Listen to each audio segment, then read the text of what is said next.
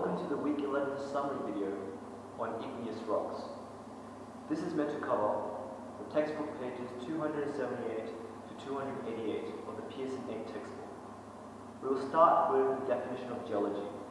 Geology is the study of the Earth's structure and substances. One of the substances we're going to focus on today is rocks, specifically igneous rocks. Turn your direction to the diagram on the left.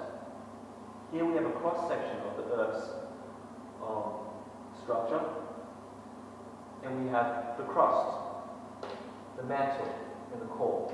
The crust is the solid surface on which you stand. The mantle is part solid, part liquid, and the core, the outer core, is liquid, the inner core is solid.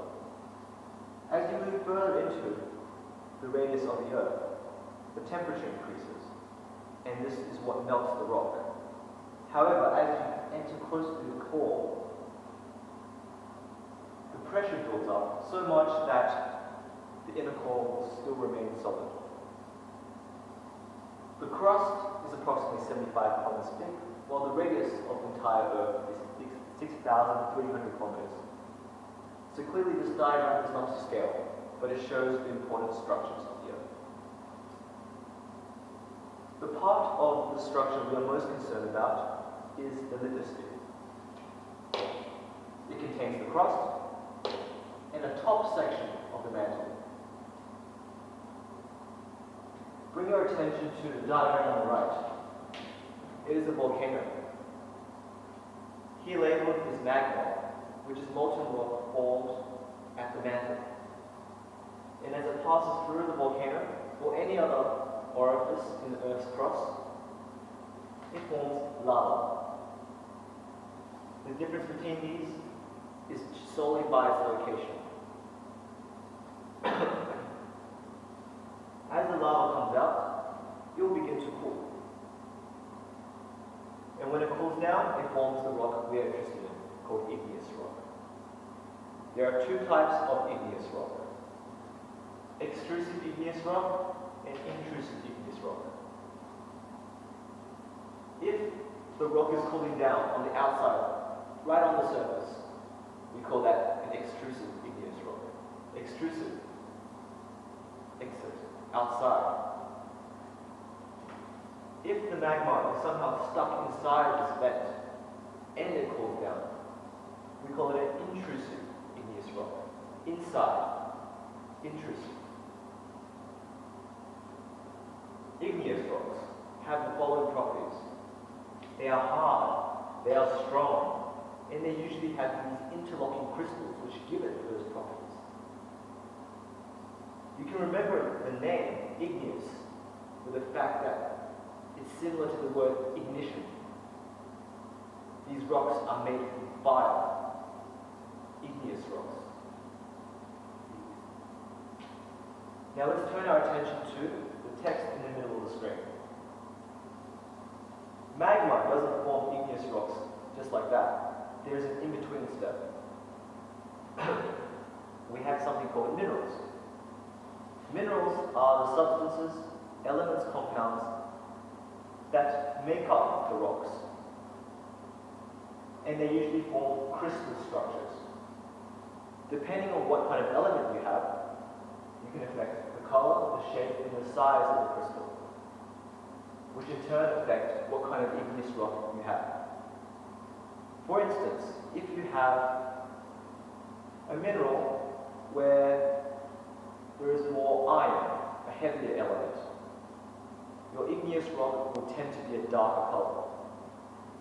If you have a mineral with silica or oxygen, some of the lighter elements, you will form a rock with a lighter texture. Another way to affect the crystal structure is to affect how fast it is cooled. If you cool it down faster, the crystals are also smaller. If you cool it down slower, the crystals are larger. And all of these factors determine what kind of igneous rock you can have. Here are some examples of igneous rocks. Here I have basalt.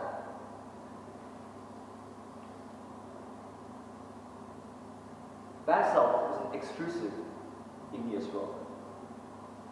It contains quartz, feldspar, pyroxene, and olivine as its minerals. There can be a few give and take of other minerals inside of it, but in general it contains this. Otherwise it would be called a different kind of igneous rock. If you look at its texture, the crystals are very small. This was cooled quite rapidly because it was on the outside. This is granite. Immediately you notice the crystals are observable and they do stick together. Granite can come in many different colors because the minerals inside can vary, but this piece of granite should contain quartz, mica, and feldspar.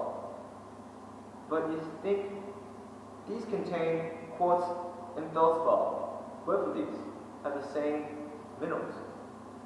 How come they are different? This is an intrusive igneous rock.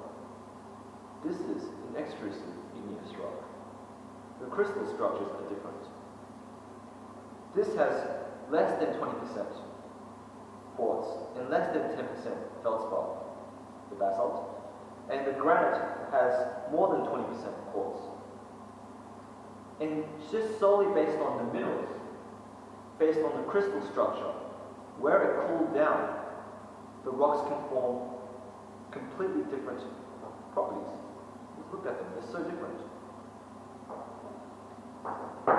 Here is granodolomerite. Similar name to granite because, as you can tell, the texture is very similar to granite. You can see the crystal structure very clearly. And the only difference between this one and this one is that they differ in the kind of feldspar they have. They might also differ in a few amounts as well, but in general, just a small change in the minerals can affect its color. But they do look very similar. These both are intrusive igneous rocks. This is the end of the summary video. I hope this was helpful.